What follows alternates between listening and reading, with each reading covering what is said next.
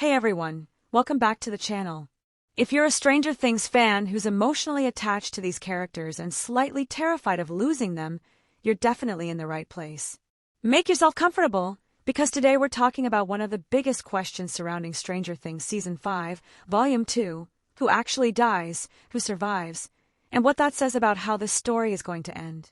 Let's be honest, when a show reaches its final season, especially one as intense as Stranger Things, death feels inevitable. We've spent years growing up with these characters. We've watched them fight monsters, lose friends, and barely escape danger time and time again. So going into Volume 2, a lot of fans were bracing themselves. You know that feeling where every emotional scene makes you think, this is it, this is goodbye? Yeah, that kind of tension hangs over every single episode. But here's the twist. Volume 2 doesn't unfold the way many of us expected. Despite the chaos, the horror, and Vecna looming larger than ever, none of the main characters actually die in this part of the story. And that alone has sparked a huge debate among fans.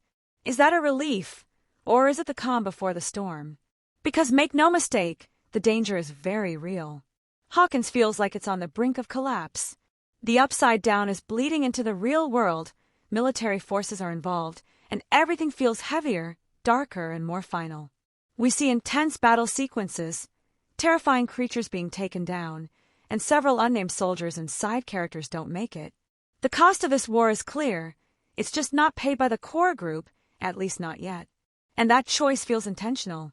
Instead of focusing on shock deaths, Volume 2 leans hard into emotional payoff. One of the most powerful moments comes from Will Byers. After everything he's been through, the possession, the trauma, the years of feeling different, he finally opens up in a deeply personal way. It's quiet, it's honest, and it hits hard. It makes you stop and think, how much pain can someone carry before they finally say the things they've been holding in for years? Then there's the constant sense of almost losing Steve, almost losing Eleven, almost losing Nancy and Jonathan in a moment that genuinely feels like the end for them. That scene alone had fans holding their breath. And while they survive physically, their relationship doesn't come out the same. Sometimes survival doesn't mean everything stays intact, and that's something the show handles really well here. Have you ever noticed how Stranger Things often reminds us that emotional loss can hurt just as much as death? Another huge emotional moment comes with Max. After being stuck in a coma for so long, her waking up feels like a miracle. The reunion with Lucas is quiet, but devastating in the best way. It's one of those scenes that reminds you why people fell in love with this show in the first place. It's not just monsters and 80s nostalgia. It's about friendship, loyalty, and love in the middle of absolute darkness. And it makes you wonder, if the show is giving us this much hope now, what are they preparing us for later? Because the ending of Volume 2 doesn't feel like closure. It feels like a warning. The final moments reveal that Holly Wheeler has been taken and is now trapped in the Upside Down, under Vecna's control. And that changes everything. Suddenly the danger feels even more personal. It's not just the kids who've been fighting since Season 1 anymore. It's the entire town, the next generation, and the future itself at risk. And it leaves us asking a terrifying question. If the show has spared its main characters so far, who is truly safe when the final chapter arrives? Some fans feel relieved that Volume 2 didn't take anyone major away. Others feel uneasy, almost suspicious. Stranger Things has never been a show that avoids emotional pain.